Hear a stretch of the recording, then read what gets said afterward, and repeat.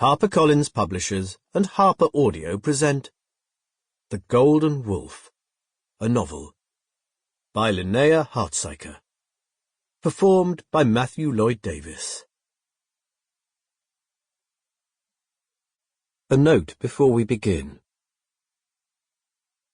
Don't forget to download the accompanying enhancement PDF from your audiobook provider, or go direct to www.harpercollins.com/audio/Golden Wolf. It contains useful information including a list of places and characters, sources and more. 1. Freydis Solvistatter sat on a rowing bench near the ship's stern, with the warp of her weaving tied to her belt and the other end tied around a broken oar. She had chosen a simple pattern to work while sailing. The pitching of the ship and the yelling of the sailors were too distracting for anything more complicated. Her companion distracted her too. Dota was the daughter of Aldi Atlason, the steward of Sorn, close in age to Freydis's 14 years, but far different in temperament. "Is the pilot not handsome?" Dota asked Freydis. And when Freydis did not answer, she continued, "He is young to be a pilot. Usually they're grizzled old men. But you must be used to far handsomer men in Tafjord. They say that King Ragnvald's sons are even better looking than Harald's sons, though I find that hard to believe. Gudrid Haraldsson visited Son last summer, and he is as pretty as a woman. What do you think? Which is the handsomest?" Freydis saw a mistake in her weaving and had to take out a few lines of weft. "King Ragnvald's son, Einar," she said quietly. He was the eldest of King Ragnvald's sons, a warrior and poet, with a severe kind of beauty that Freydis could hardly look upon without blushing.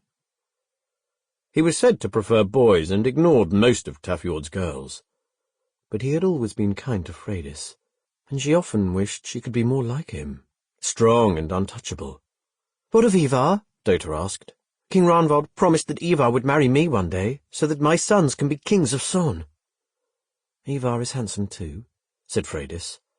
"I've never seen him. Does he look like King Ragnvald, tall and grim-faced?" "No," said Freydis. "He is much more handsome.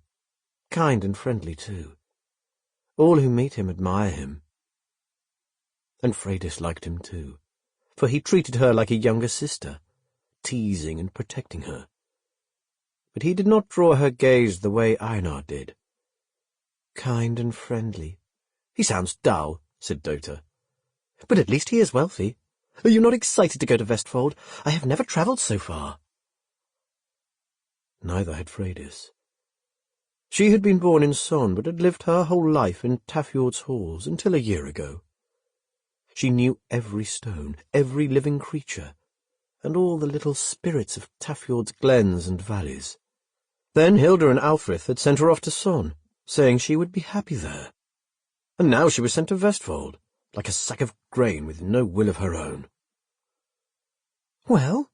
Dota asked again. "Are you? There will be more young men in Vestfold. All of Harald's sons and Harald himself. And I've heard that Princess Gyda is the most beautiful woman in Norway, though she must be growing old now. Still, it is a wonderful story, is it not? Harald conquered all of Norway for her." The wind fell off, and the ship began to wallow in the troughs between swells. Freydis's stomach shifted uncomfortably. She untied her weaving, wrapped it around her hand, and focused her eyes on the horizon. Her cousin, Rolli, one of King Ragnvald's younger sons, had taught her to avoid seasickness that way. On the 2 days' journey that had taken her from Tafjord to Son last summer, she had spent the whole time vomiting, angering her mother, who wanted a daughter who loved the sea as she did. "Who do you think you will wed, Freydis?" Dota asked. "You are pretty enough. And you're King Harald's stepdaughter. That should help." "I don't know," said Freydis. She dreamed of becoming a priestess of Freya, a woman who looked into the future and ensured the fertility of the land. They were sometimes the mistresses of kings, and chose when to bear their children.